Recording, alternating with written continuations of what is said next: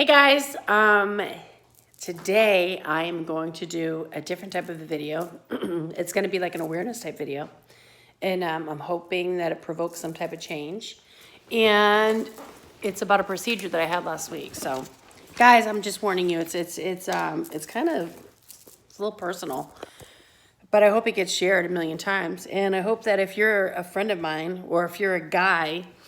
And if you think that this is worth your wife or your mother or your sister or your daughter knowing about, that maybe you share the video with them. Or if you have a friend that's a doctor, maybe an obstetrician or a gynecologist, share the video with them, because I want to hear some feedback. I want to know why that this procedure is, oh, I spit. This procedure is actually allowed to be done the way it was done.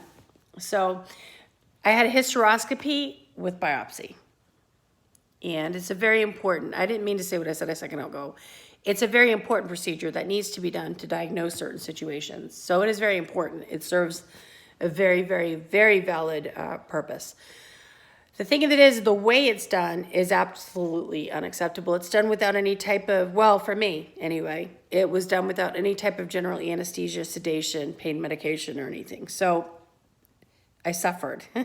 So to give you an idea what it is, and I want you to think of the term or the portion of that, oscopy. Usually when you think of that procedure, anything that involves that term, you're usually under general anesthesia, right? Knocked out, a colonoscopy, or some type of sedation, nonetheless.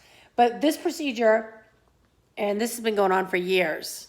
Like, I know somebody that reached out and said they had it done 20 years ago and they were surprised the procedure hadn't changed and it still is barbaric as it was then.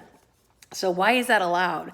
So basically with a hysteroscopy, they go in through your vagina. So let's not be gross. They go in through your vagina. I hope you can all handle that. And they go up into your cervix, which is typically always closed, firm, closed. You ain't getting that sucker open. It's not involved during intercourse, so let's all calm down. When you ovulate, when you're, things like that, when you're having a baby and you're dilating, that's when the cervix opens. I'm not a doctor. I don't know all the scientific facts behind that. I just know that sucker is typically closed and it's pretty firm and it's hard to get through. And you're not supposed to get through that because that's what keeps your baby inside of the womb, okay? So what happens is they go in through that cervix, they force something through that cervix, and then they put some type of a saline or a gas in there, and then they they look around with the camera, take pictures, look for anything out of place, anything unusual. I don't know what would be up in your uterus out of place, but it's kind of weird. But the point is, they look for things and make sure there's no cancer or anything up there. And then if they see anything, they do biopsies. And they remove nodules and stuff like that. So it's obviously a very, very important procedure. So here's the deal. They do all that, or they did all that, or my doctor did all that without any type of general anesthesia, sedation, or pain medication. Pardon me. So I laid on the table and I screamed and cried and I begged my doctor to stop. And she just carried on with it. And I've never felt such pain in my life. I remember screaming to her, stop. I can feel the pain going up my back. I told her this feels like labor. I was crying. I was whimpering. And she just continued with the procedure. So without any type of general anesthesia. So remember, she's forcing up something that does not usually, something you don't usually go up. It's closed. It's not an open, it's closed, okay? And this is not a urethra, guys. We're not talking about something like that, or women. We all have them. We're not talking about that. We're talking about a cervix that remains closed unless it's a certain time. And it was causing, it was worse than labor. It was causing such bad pains that I was whimpering and I was crying. And like I said, I begged her to stop. So the fact that they are allowed to do that, it was like torture. It was barbaric. I felt like I was on a torture table and she was just ripping my organs out. I didn't know what she was doing. All I can tell you is I felt everything she did. and I wanted to pass out. I literally wanted to pass out. At one point, the medical assistant asked me if she could hold my hand. I think my medical assistant felt extremely bad. I think I was probably ripping holes in her furniture because I had my arms back on the couch. Just so you know, I am not a wimp. I have a pretty solid tolerance for pain. I've broken L4 and L5 on my back. I've had 2 back surgeries. I've had fusions done, a disc or a bone removed from my hip. I broke my shoulder. I didn't break my shoulder. I broke my leg, but I've had shoulder surgery and I had 2 leg operations. I've had some major stuff. I mean, accident stuff. You know, nothing that's like I have a health problem as far as that goes, but I've had some accidents happen. In all cases, I mean, listen, I'm a pain warrior. I deal with pain on a daily basis, and it's okay. I don't take pain medication because it is what it is. You have to deal with certain things. That procedure, the fact that they do that without any type of pain medication, some type of general anesthesia, local or sedation, something is beyond ludicrous because I've had 2 vaginal births. I was in labor with my first child for 23 and a half hours, with my second child for 24 and a half hours. The second one was a pretty rough labor. They both were rough labors, absolutely, but the second one was a really rough labor and a very high risk rough labor. And and everything is fine, by the way. I had a successful vaginal delivery, but I mean, you know, when you have L4 and L5 fused together, it kind of runs risks, or not risk, but problems with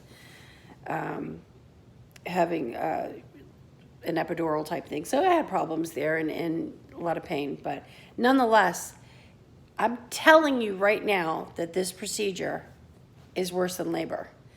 If you have that, if you never had a child and you experienced this procedure, and if you've ever wondered what labor pains feel like, there you go.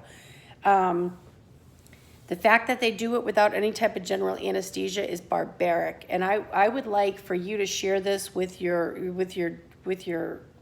family members. I mean, it's like I said, it's kind of personal. Hi, I'm Gina. It's kind of personal. But there's a big campaign like around the world, because after this happened, I started doing some research because I was pretty bugged out. I'm like, am I a wimp? What's wrong? And there's like a pretty big campaign out there, and there's petitions that have been there that are actively being signed by women who've also gone through this procedure, and trying to get this procedure done, basically hysteroscopy without pain, because you know, even with like in vitro fertilization, you don't go up into something without sedating a person. So even like with that procedure, because I know people that have had this done, they sedate you when they're taking the eggs out of your ovary, and then they go through general anesthesia when they're implanting. So this was the opposite. They weren't going up. They were going up. They went up and they removed pieces and fragments of my lady bits, of my uterus. Okay, they removed pieces and fragments, and all of that without any type of general anesthesia. And I felt every single bit of it, and I suffered and I cried. And just so we're 100% clear, usually my videos are they're dumb. My videos are dumb.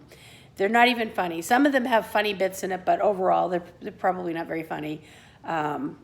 I thought they were funny at the time type thing. I did a video review on Elena Cup, and I'm not taking it down because it's stupid funny to me anyways. It makes me laugh. But the point is, I did a video, and I made I just went way overboard reviewing this product, and I was just joking around.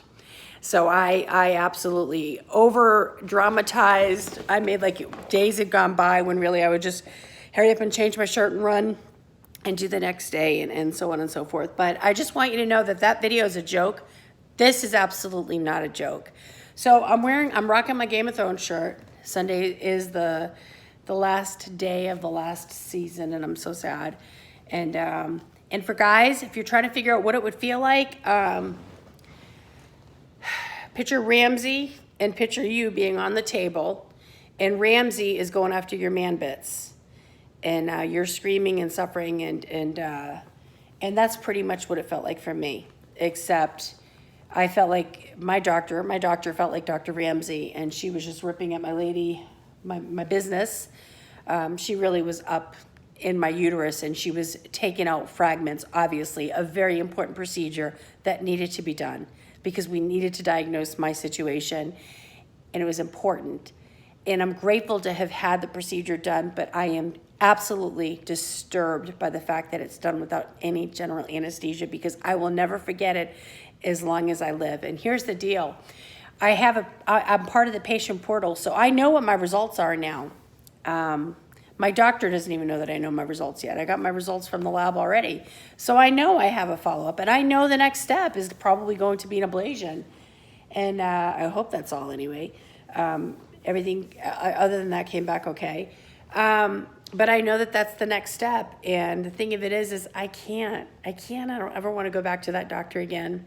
Even though, she's just doing her job that absolutely in her office doesn't provide any type of general anesthesia. The fact that that's allowed to be done as part of her job without any type of sedation or general anesthesia is disturbing to me. I don't want to go back. I don't want to have the next step done, because basically for an ablation, it's the same situation. We're going to go up through the cervix and now basically burn the lining of my uterus. And guess what? I can't go through that without any type of sedation, or absolutely not. It's not going to happen. So I would just assume suffer. And it is what it is. So I need for you to share this video, and I need for doctors, particularly obstetricians or gynecologists, comment. Explain to me why you think that this is done. Explain to me, would you have it done to you without any type of sedation or general anesthesia? Explain to me, if you're a doctor and if you're a male doctor, would you do that to your mother or to your sister without any type of, or your daughter, without any type of general anesthesia or sedation? And I know not all doctors do it without that, by the way, but the fact that it's allowed for some doctors to do it without it, and then they don't educate you on it, and is absolutely ludicrous to me. So help me make this video, bring awareness to this. I can tell you that when I posted on Facebook that I had the procedure done and how bad I was feeling, I had friends reach out to me, and I had friends comment right directly on my Facebook, and I had friends message me, and I had friends call me, and shocked that that's allowed, because they had the same thing done, and they needed, they were like, oh my God, now somebody understands what I've been through. If you're getting ready to have it done, have your procedure done, but bring this to your doctor and ask them if you're going to suffer the way I suffered. And don't even let your doctor try to tell you it's because my doctor did it wrong. There is no doing it wrong. Doing it without general anesthesia or sedation is what's wrong. Period. My doctor, there's only one way in, folks. So she didn't do it wrong. She did it right, but she did it without any type of sedation or general anesthesia. That's what makes it wrong. So if your doctor tries to say that it's the way the doctor held the tool, BS. Your doctor is full of crap. Have your doctor explain to you why they're not going to give you any type of sedation. And I'm going to tell you right now, if you do have it without sedation, just be prepared, because it hurts like hell. And I'm not trying to scare you or say don't do it, because you need to find out what's wrong, but you need to find a doctor that will do it with general anesthesia or sedation, bottom line. So I wish everybody good luck out there. Doctors, obstetricians, gynecologists, comment, explain to me why it's done without it. Share the video. I know already that through change.org, this is going all around the world. I know that the UK has a strong page on Facebook that I actually joined about, stopping pain through hysteroscopies. It's a big deal, guys, and I just, you know what? If I can stop somebody from going through what I did, if you find out you have to have that done and your doctor doesn't do it with any type of general anesthesia, and you find another doctor that will do it, then I've helped you. So that's that. But don't not have it done. I'm not telling you not to have it done because you need to find out what your issue is. I would never advocate getting rid of the procedure, period, because I know the importance that this procedure serves. What I'm saying is make sure that they give you some type of sedation or general anesthesia, because there is no way you should go through it the way I went through it and the way women all around the world have gone through it for years and continue to go through it, because there are doctors that will actually allow that, thinking that that's okay. If that's your doctor, find a new one, because it's brutal and barbaric, and shame on them. I hope you guys all have a great day, and good luck with your procedures if you're getting ready to have one. I'm sorry if you're getting ready to have one and I scared you. I just want you to be aware, and I want you to find out about it first. Have a good day. Bye.